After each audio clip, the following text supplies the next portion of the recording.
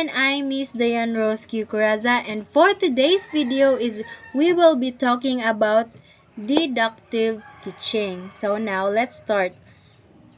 I have here a PowerPoint presentation for you to read, and I will give you later on the examples and of what I have read in the PowerPoint.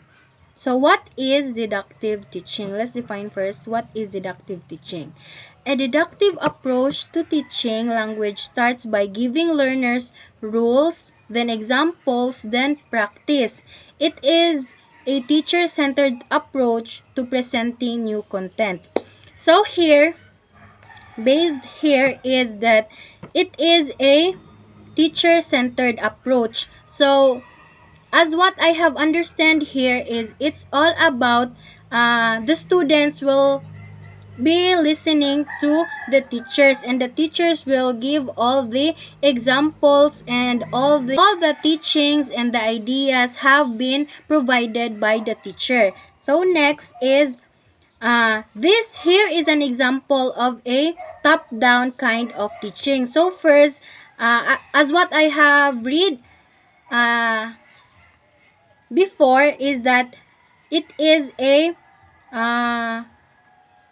kind of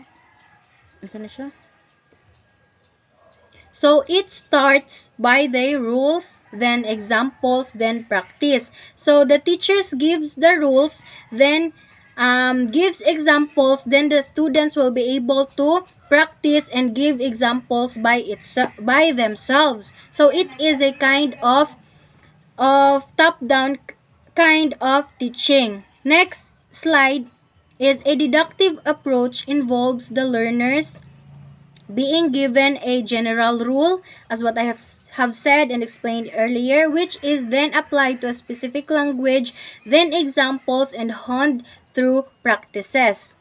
So next is example. The form and use of the third conditional is explained to the learners. Then they have a gap fill exercise to complete, then prepare their own examples.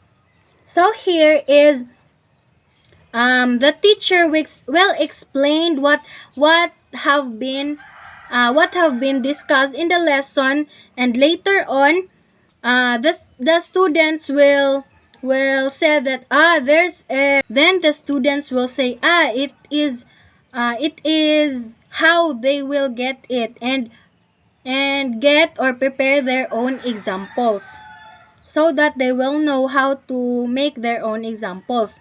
And the next slide is how deductive method. So first is it is a deductive method, and it is not give any new knowledge. Second, it is a method of verification. Third, it is a method of instruction. Fourth, child gets ready-made information and makes use of it. Fifth is it is quick process. It encourages dependence on other sources. There is less scope of activity in it. Eighth and last is it is a downward process of thought and leads to useful result. As I have said earlier and explained that it is a top-down kind of teaching, that the teachers will give all and provide all to their students what have been discussed to the lesson.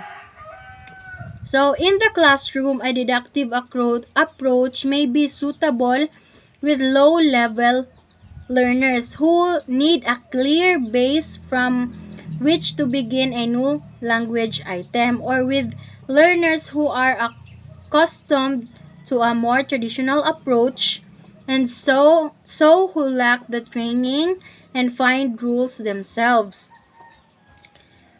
Here is an example of deductive approach to teaching. General rule to specific examples and activities. Then deductive approach overtly explain the rules first, then provide specific examples to reinforce. In conclusion is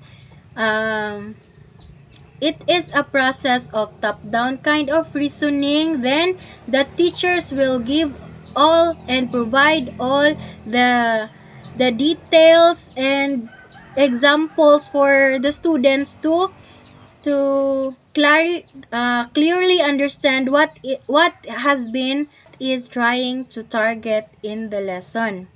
So that's it. Then that's all. Thank you. Hope you've learned in my demo lecture for today about deductive teaching. Thank you. Bye.